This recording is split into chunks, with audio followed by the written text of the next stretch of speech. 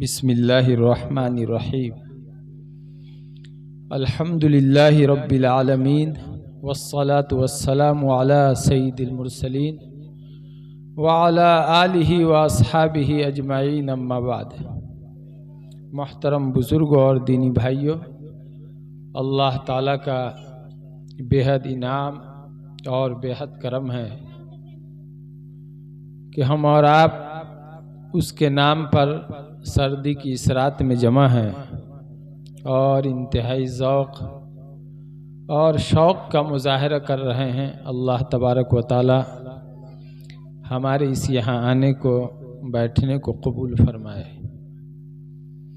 جو وقت گزر گیا ہے اللہ تعالی اس کو بھی ہم سب کے لیے نافع بنائے، اور جو وقت گزرے گا اللہ تبارک و تعالی اس کو بھی ہم سب کے لیے دارین میں سعادت، فلاح اور دونوں جہان کی بھلائی کا ذریعہ بنائے۔ میں بہت مختصراً کچھ باتیں آپ کے سامنے میں عرض کروں گا۔ وقت کا مجھے بھی احساس و لحاظ ہے، لیکن برابر یہی ہوتا ہے کہ شروع کا وقت گزر گیا ہوتا ہے اور جب میری باری آتی ہے تو تاخیر کی ساری بدنامی میرے ہی سر آتی ہے۔ ابھی 10:28 ہو رہا ہے، اگر ہم 10 یا 15 منٹ بھی تقریر کریں گے تو سب لوگوں کے ذہن میں یہی ہوگا کہ 11:15 مولانا ہی نے بجایا ہے۔ 15 منٹ کو لوگ نہیں جوڑتے ہیں بلکہ پورا جوڑ دیتے ہیں میرے ہی سر کہ 11:15 مولانا ہی بجا دیے ہیں۔ کبھی اگر 12 بج جاتا ہے تو چاہے جتنی دیر میرا بیان ہو وہ میرے ہی سر آ جاتا ہے کہ 12 بجانے میں مولانا ہی کا ہاتھ ہے۔ تو میں آپ کو وقت اس لیے بتا دیا ہوں تاکہ آپ کو جوڑنے میں آسانی ہوگی کہ میں نے کتنا وقت لیا ہے۔ میرے بھائیوں اور بزرگوں، یہ بات سچی اور پکی ہے کہ اس دنیا کو ایک دن ختم ہو جانا ہے۔ دنیا کی ایک ایک چیز کو ختم ہو جانا ہے، اور اس کی مثال ہماری نظروں کے سامنے میں ہے۔ بڑی بڑی حکومتیں آئی، بڑی بڑی سلطنتیں آئی اور سب ختم ہو گئے۔ بڑے بڑے نامور آئے، دارا آئے، سکندر آئے۔ ہم کتنے کے ناموں کو جانتے ہیں اور کتنے ایسے ہیں جن کے ناموں کو ہم نہیں جانتے ہیں، لیکن تمام ترشان اور شوکت رکھنے والی طاقتیں دنیا سے فنا ہو گئی۔ ابھی ہم جو کچھ بھی دنیا میں دیکھتے ہیں، یاد رکھیے جس طرح پہلے کی طاقتیں فنا ہوئی ہیں، پہلے شان شوکت کا خاتمہ ہوا ہے، آج بھی اس دنیا کی اس سے زیادہ کوئی حقیقت نہیں ہے کہ ساری رونق و رعنائی اور سارا باغ و بہار ایک دن ختم ہو جائے گا۔ ایک مرتبہ انگریزوں کی حکومت کا دور تھا۔ لکھنؤ میں وائسرائے، انگریز وائسرائے کی آمد تھی۔ حضرت شاہ عبدالغنی صاحب پھولپوری رحمت اللہ علیہ، حضرت خواجہ عزیز الحسن صاحب مجذوب رحمت اللہ علیہ اور بڑے بڑے بزرگ وہاں جمع تھے۔ لکھنؤ کو وائسرائے کے آمد کی وجہ سے دلہن کی طرح سجا دیا گیا تھا۔ مختلف قسم کے بجلی کے قمقمے ہر طرف لٹکے ہوئے تھے، پھول اور پتیوں سے پورا لکھنؤ جگمگا رہا تھا۔ حضرت خواجہ عزیز الحسن صاحب مجذوب رحمت اللہ علیہ نے اس رونق و رعنائی کی طرف اشارہ کرتے ہوئے کہا تھا، رنگ رلیوں پہ زمانے کے نہ جانا ہے دل، رنگ رلیوں پہ زمانے کے نہ جانا ہے دل، یہ خزاں ہے جو بانداز بہار آئی ہے، یہ ختم ہو جائے گی۔ ابھی آپ اس کو سستا ہوا دیکھ رہے ہیں، اس کو خوبصورت دیکھ رہے ہیں اور اس کو چمک اور دمک کے ساتھ نگاہوں کو خیرہ کرتا ہوا دیکھ رہے ہیں، لیکن آپ ان قریب دیکھیں گے کہ یہ ساری سجاوٹ ختم ہو جائے گی۔ خود آپ جس شامیانے میں ہیں، جس پنڈال میں ہیں، آپ کل صبح کو دیکھیں گے تو شامیانہ آپ کو نظر نہیں آئے گا۔ یہی حال پوری دنیا کا ہے، اس سے زیادہ اس کی کوئی حقیقت نہیں ہے۔ ایک چیز ہے باقی رہنے والی، وہ اللہ کا ڈر ہے، اللہ کا خوف ہے۔ یہی اگر قیمتی موتی، قیمتی نعمت اگر ہمارے سینے میں بچی رہے گی تو میرے بھائی اور بزرگوں وہاں ہم کامیاب ہوں گے۔ اور اگر ہم نے دنیا کی لذتوں کے اندر، دنیا کے اس دھوکے والے ماحول کے اندر اگر ہم نے اس نعمت کو گنوا دیا یا ضائع کر دیا تو کل قیامت کے دن سوائے حسرت و افسوس کے ہمیں کچھ نہیں ملے گا۔ یاد رکھیے، ہر آدمی کو اس بات کو سمجھنا چاہیے کہ یہ دنیا اللہ تبارک و تعالیٰ نے جو دیا ہے ہمیں، یہ امتحان کے لیے ہے۔ جب ہمیں موت آئے گی تو قبر سے ہی حساب و کتاب کا سلسلہ شروع ہو جائے گا۔ اور یاد رکھیے، اس دھوکہ سے بھی نکلنے کی ضرورت ہے کہ اللہ تبارک و تعالیٰ کے حساب و کتاب سے کوئی بچ جائے گا نہیں۔ ایک پھوس کے جھوپڑی میں رہنے والا معمولی انسان کا جس طرح حساب ہوگا، اللہ تبارک و تعالیٰ کے نزدیک ایک بڑے بادشاہ، بڑے دولت مند، بڑی طاقت و قوت رکھنے والے، بڑے علم و عقل رکھنے والے، بڑے طب و سائنس کے مالک لوگوں کی بھی اس سے زیادہ کوئی حیثیت نہیں ہوگی۔ خداوند قدوس کے نزدیک کسی کی کوئی اہمیت اور کوئی حقیقت نہیں ہوگی، بلکہ سب کے سب تنہا اللہ تبارک و تعالیٰ کے رحم و کرم پر ہوں گے۔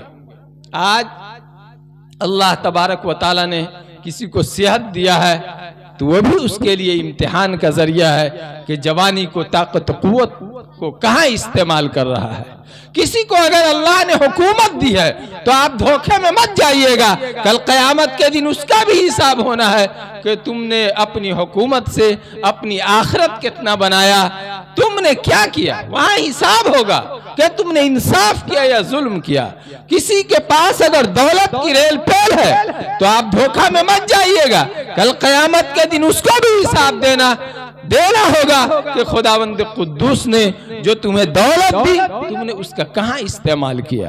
آدمی آج دھوکہ میں ہے، بھول میں ہے، اور کل قیامت کا کیا حال ہے، کیا حال ہوگا ہم اندازہ نہیں لگا سکتے ہیں۔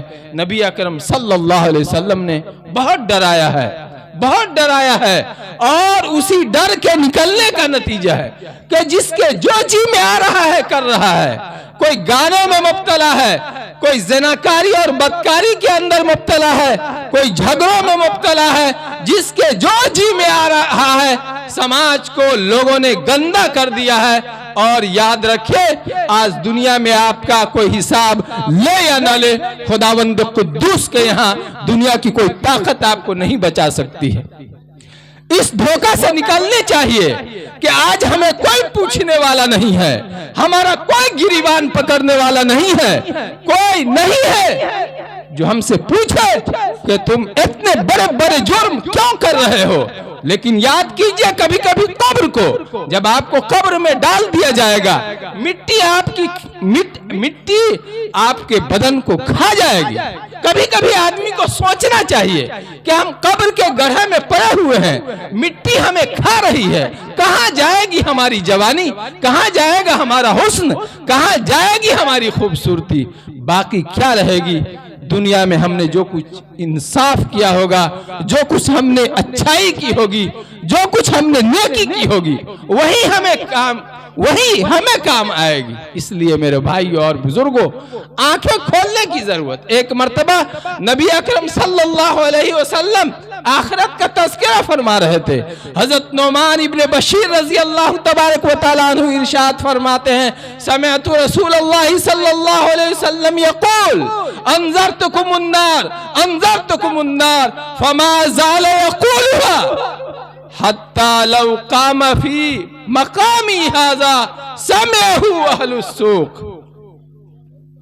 فرماتے ہیں حضرت نعمان ابن بشیر رضی اللہ تبارک و تعالیٰ عنہ، نبی اکرم صلی اللہ علیہ وسلم فرمانے لگے کہ میں نے تمہیں ڈرا دیا ہے، میں نے تمہیں جہنم سے ڈرا دیا، میں نے تمہیں جہنم سے ڈرا دیا۔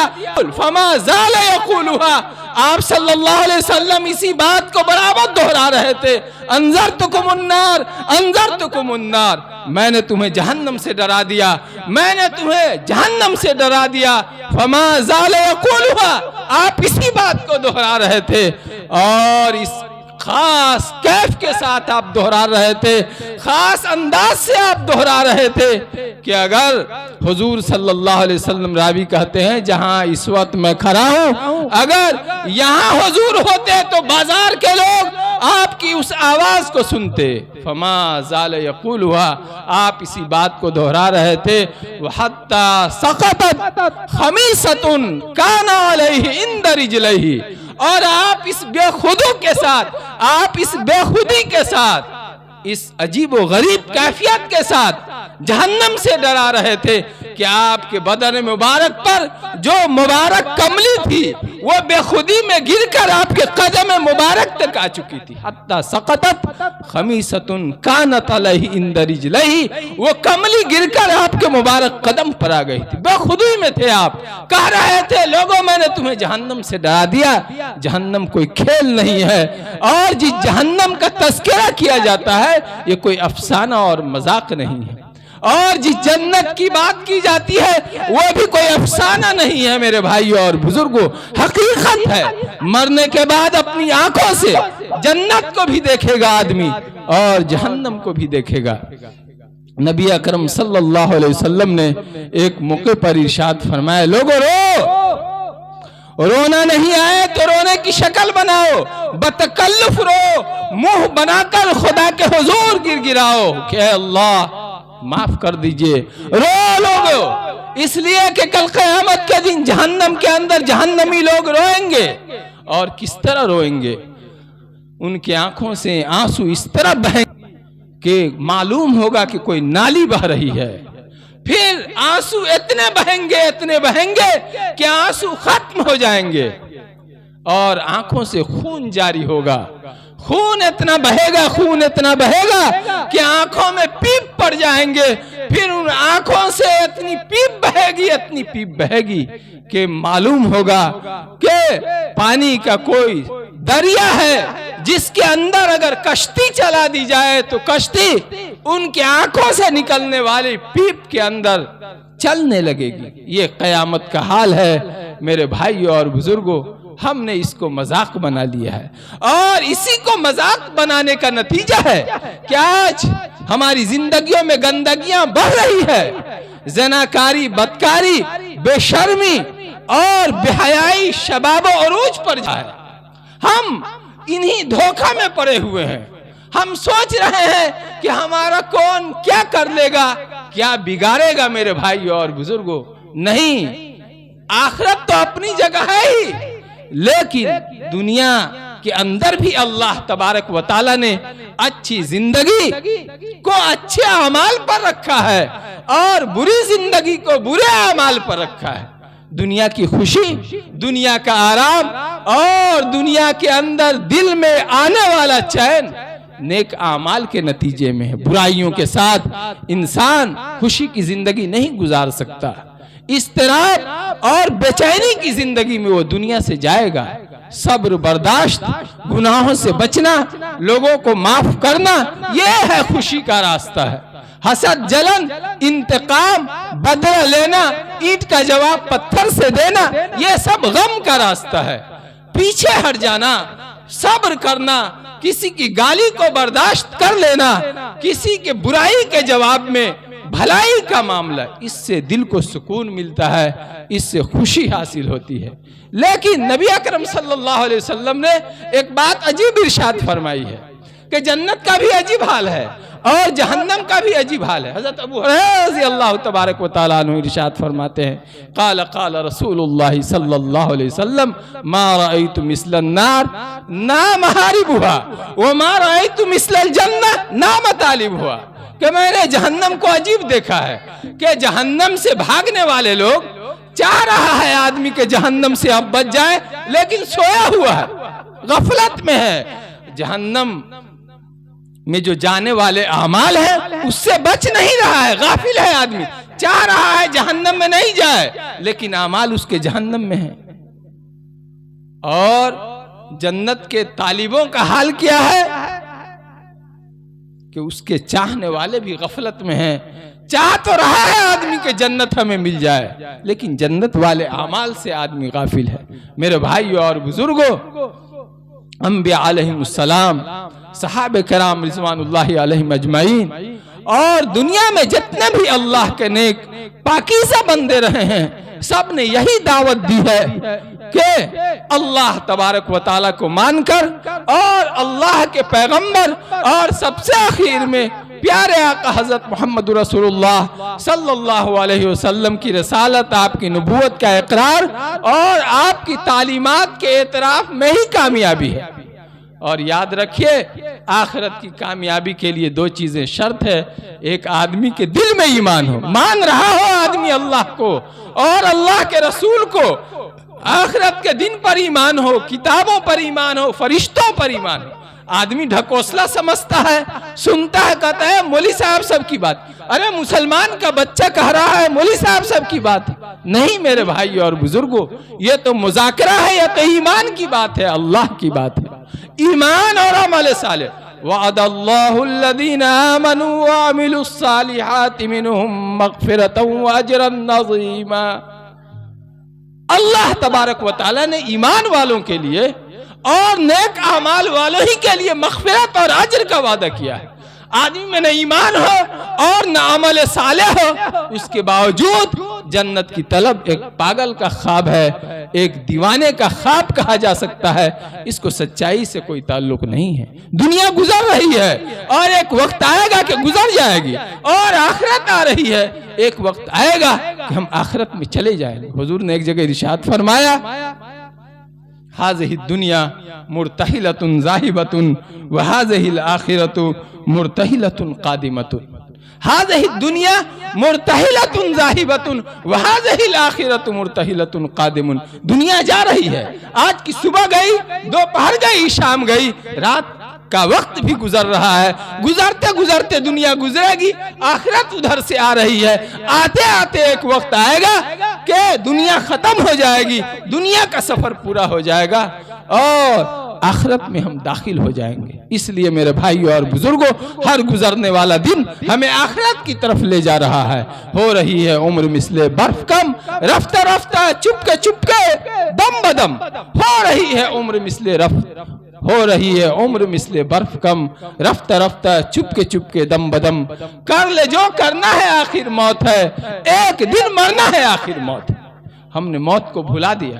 ہم روزانہ موت کی کتنی خبریں سنتے ہیں، کہیں ہارٹ اٹیک، کہیں عام بیماریوں سے انتقال، کہیں بڑھاپے کی وجہ سے انتقال، کہیں ایکسیڈنٹ کی کثرت۔ اللہ اکبر، آج کے حالات میں جب موت کی اتنی کثرت ہے، شاید آپ عمر دراز لوگوں سے پوچھئے کہ پہلے موت کی اتنی کثرت نہیں تھی، اتنے حادثات نہیں ہوتے تھے اور اس طرح کا ماحول نہیں تھا، لیکن لوگوں میں ڈر تھا۔ لیکن آج آدمی نڈر ہو گیا ہے، بڑے بڑے بھیانک مناظر کے آدمی تصویر کھینچتا ہے اور اس کو دیکھنے کا اتنا عادی ہوا ہے، خون سے لت پت لاشوں کو آدمی دیکھتا ہے، ٹانگ ٹوٹے ہوئی لاشوں کو آدمی دیکھتا ہے، بھیجا نکلا ہوا سر اس کو آدمی دیکھتا ہے، اور دیکھتے دیکھتے آدمی کا دل اتنا سخت ہو گیا ہوا ہے کہ اس کے اندر اس کا کوئی اثر نہیں ہوتا ہے۔ اس لیے میرے بھائیوں اور بزرگوں، ہمیں آخرت کی فکر پیدا کرنے کی ضرورت ہے، اور یاد رکھیے جنت جنت ہے، جہنم جہنم ہے، اور اللہ تبارک و تعالی نے فیصلے کے لیے ایمان اور اعمال صالحہ کو معیار بنایا ہے۔ ایک آدمی بے ایمانی کے ساتھ، برے اعمال کے ساتھ اگر جنت کی طلب رکھتا ہے تو بہت بڑا دھوکہ ہے۔ ہم سب کو گناہوں سے نکلنے کی ضرورت۔ ہم اگر اپنے آپ کو پاکیزہ بنائیں گے، ہمارے گھروں میں پاکیزگی آئے گی، سماج اور معاشرے میں پاکیزگی آئے گی، ایک بہتر ماحول بنے گا۔ لیکن اگر ہم نے اپنے آپ کو گندا کر لیا تو یاد رکھیے، پہلا نقصان ہمارا ہے، دوسرا نقصان ہمارے گھر کا ہے، ہمارے بیوی بال بچوں کا ہے، سماج اور معاشرے کا نقصان ہے۔ اس لیے میرے بھائیوں اور بزرگوں، اور ایک بات بہت اہم ہے کہ آدمی کی کامیاب زندگی کس طرح ہو سکتی ہے۔ پہلی کامیابی کی جو زندگی ہے اور اس کا راستہ خود آدمی کا اپنا نفس ہے، اپنی زندگی ہے۔ ایک ہے سیاست النفس، ایک ہے سیاست البیت، ایک ہے سیاست المدن۔ جو آدمی اپنے نفس کی سیاست میں، سیاست مانے ہے حکومت کرنا، نظام چلانا اور قیادت کرنا، پہلا آدمی کامیاب کون ہوگا؟ جو اپنے نفس کو لگام دینے میں، اپنے نفس پر حکومت کرنے میں کامیاب ہو، جو اپنے آپ کو گناہوں سے بچانے میں کامیاب ہو، جو اپنے آپ کو برے راستہ سے بچانے میں کامیاب ہو۔ ہمارے حضرت والا حضرت شاہ مفتی عبداللہ صاحب پھول پوری رحمت اللہ علیہ، محسن الامت حضرت رحمت اللہ علیہ فرماتے تھے کہ جو آدمی سیاست النفس میں کامیاب ہوگا، وہ اپنے نفس کو لگام دے دے گا اور وہ اپنی نجی زندگی کے اندر آدمی کامیاب ہوگا تو اس کی سیاست البیت کامیاب ہوگی، اس کی گھریلو زندگی کامیاب ہوگی، وہ اپنے بیوی اور بال بچوں کے ساتھ اچھی زندگی گزار سکے گا، خوشی کی زندگی گزار سکے گا اور آپس میں ایک بہتر ماحول کے ساتھ گھر کی زندگی گزار سکے گا۔ اور جس کی گھریلو زندگی کامیاب ہوگی وہی آدمی حکومت کے نظام کو کامیابی کے ساتھ چلا سکتا ہے، اسی کا نظام حکومت کامیاب ہو سکتا ہے۔ آج ہر آدمی خود اپنی ذاتی سیاست کے اندر اپنے نفس کے داؤ پیچ کے اندر الجھا ہوا ہے، نفس کسی کو گانے میں پھنسایا ہوا ہے، نفس کو کسی کو جھگڑے میں پھنسایا ہوا ہے، نفس کسی کو حسد و جلن اور بڑی بڑی برائیوں میں پھنسا کر رکھا ہے، نفس کسی کو بدنظری میں پھنسا کر رکھا ہے، نفس کسی کو بدکاری میں پھنسا کر رکھا ہوا ہے۔ آدمی خود اپنے اندر پائے جانے نفس کے ساتھ معاملے میں آدمی ناکام ہے تو پھر گھریلو زندگی میں آدمی کس طرح کامیاب ہو سکتا ہے؟ پھر جب گھریلو زندگی ناکام ہوگی تو محلے کی زندگی، سماجی زندگی، بستی کی زندگی یا ملکی زندگی اس کی کس طرح کامیاب ہو سکتی ہے؟ اس لیے میرے بھائیوں اور بزرگوں، ہمیں اپنی فکر کرنا چاہیے۔ اور بات جب آتی ہے جنت کی یا جہنم کی تو ایک بات میں آپ کو سنا کے اپنی بات کو مکمل کرتا ہوں۔ بات تو بہت دل میں آتی ہے لیکن میں اپنے اوپر کنٹرول کرنے کی کوشش کر رہا ہوں۔